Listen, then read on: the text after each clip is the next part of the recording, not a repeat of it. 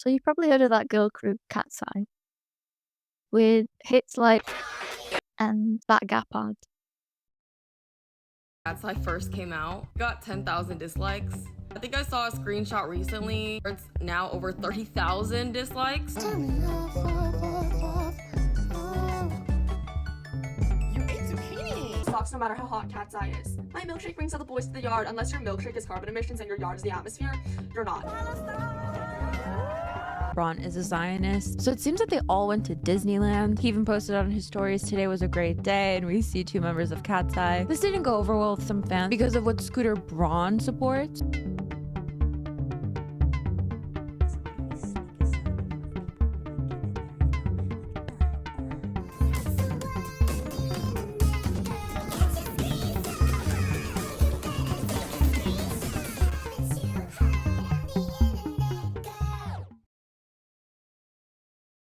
They were created like most of these groups tend to be from a survival competition. A collab effort from two big companies that pump these kind of groups on the regular, Hybe and Griffin Records. Katseye are often praised for being diverse and multinational. Looking at the description of their latest EP, Youthful Chaos, you'll realize about half of them are from the US. Wow, how diverse. Look, not to shit all over how cool it is to see yourself represented in media, but it's very much not cool when it's been used as a marketing ploy. Look, we're super diverse and relatable, revolutionary, never done before. No, you've been done before. Girl groups have been around for decades now. It's just the current market that dominates it is South Korea currently. And while I guess America wants in, it's this marketing that is so disingenuous. It's a girl group.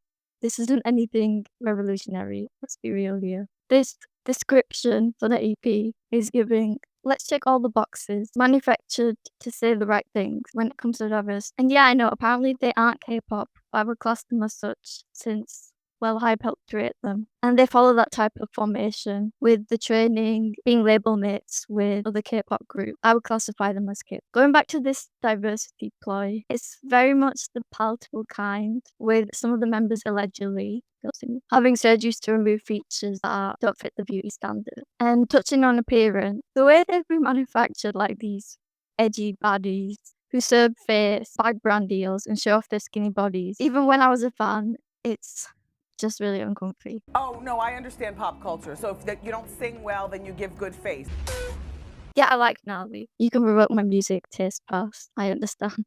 This group isn't known for making good music, which is a bit of a problem when you're a musical group. With gnarly and internet girl getting most of the heat from the internet for not being good, even if it's apparently satire, which I need the team to understand first what satire is before they start making satire. And with two of the six being able to sing, watching them live, in my opinion, is not worth it. At least they don't have to follow it down. Oh wait, never mind. The music being awful has been talked to death, especially with how terrible Internet Girl was, and with her being set to perform at the Grammys. People are just like, well, if we're talking about the Grammys anyway, they're a popularity contest. It's not really about the music. The management, I've seen people allege that maybe it's the management who brought their nomination, which could be because they have a lot of money. It's easy for the company to buy their way into the award ceremony, like the Grammys. Or do they have a lot of brand deals last year? And bands think it's cool. I don't know, it's new to me to see people celebrate that. But I see those videos often, not just for Katseye, but for other groups and artists. The recent one with Pandora was pushing the diversity ploy again. I didn't know this before, but Megan has ADHD, and they gave her the puzzle jar. Ooh, the puzzle piece. It's perfect for me. The label has money to get them deals like this, and they just crammed a whole lot of them last year. So, be saucy! This isn't anything new. Spice Girls Pepsi ad comes to mind. And basically any K-pop group that's been around, they all do ads. I literally saw one recently of Asper with they did a cover of the Spice Girls song for Shin Ramen. Which I love Shin Ramen. So you don't need to convince me with K-pop groups to buy it. I think it's safe to summarize that their main target demographic is teen girls, with collabs like Monster High, clean edits of their music, and performing at the Kids' Choice Awards. But groups like this tend to target teen audiences, but they also want to appeal to the gays TM. And I know teen girl and gay can be in the same category, obviously, but this edgy mashup is so confused. I guess it makes more sense when they're just so like manufactured to appeal to everyone. I think it's really messy. Speaking of the gays, they queer bait a lot. And trust me, I never been one to cry queer bait. Some of the members are queer. I understand you can't queer bait if you're queer, like, I get that. But doing this on stage to the equivalent of a co-worker as a performance for people is queer baiting. It's odd and a little too much for the parent tween audience. God, where to start with this? Yes, some of the members might want to dress like that because, they just want to dress like that and that's fine. But it's not about what they're wearing, it's the intention. Posing, the dance moves, moaning in songs, it's all very intentional. They're meant to be seen as sexy and hot, and there's very much an emphasis on their looks. With music lacking, appearance is praised. They even sell merch like this. This group is ridiculously sexualized, and it's even more gross when one of the members turned 18 recently. This has unfortunately encouraged a few fans to think it's appropriate to also sexualize them. So my biggest issue with this group, and why I can't justify being a fan, is their management. Both Hybe and Griffin Records have ties to Israel. People often citing, if you follow the BTS movement, to boycott these companies. The CEO of the American branch of Hybe is Scooter Braun, who was just a massive POS, who they all went happily to Disneyland with. And the amount of excuses I see from people who support not just this group, but anyone who works for Zionists is a lot. I understand, unfortunately, many people believe support for Palestine ends with a free Palestine, as demonstrated recently by Katseye's mono. I don't hate any of the members of the group. I don't have anything against them.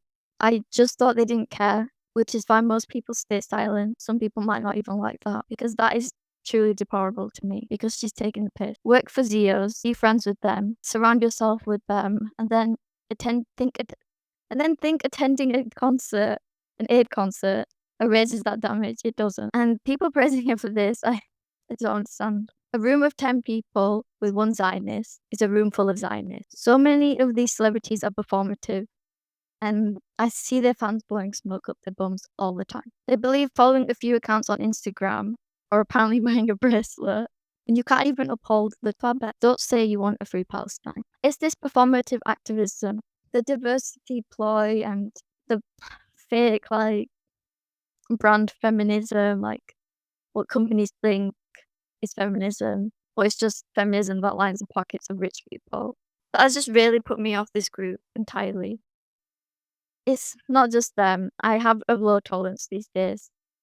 I think most of us do, or I would hope so. And one last thing, people baby the members of this group way too much. But I guess that's to be expected in K-pop fan circles. They do that a lot. They know what they signed up for. They want to be there. Even half-hearted commitment is commitment. All of them come from extreme privilege. They could leave the group if they wanted. They don't need to do this if they want to pursue music properly. This is what the majority of these groups are these days. You pay your way in, and then they train you. A lot of these groups tend to have very, people who come from, properly privileged backgrounds. It's not like the rags to riches story anymore, because it was never about the music. They are the product. They are what is being sold. The music being bad or good doesn't matter. How many brand deals can they get? That's the important thing in this group. I mean, a lot of people joke about Blackpink being just ambassador models. I think that's the majority of K-pop groups these days. I think it's always been like that, hasn't it? These groups were made for that purpose, basically, to sell something to you. And usually, their target demographic is teenagers because, easily influenced, and they want their parents to buy them concert tickets or albums or whatever merch. And their parents probably won't even look into the group and see what they actually are.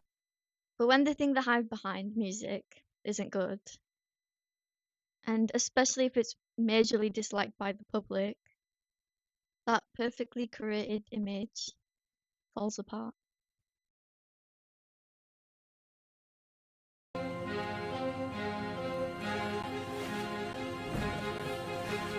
Come on. Those do not.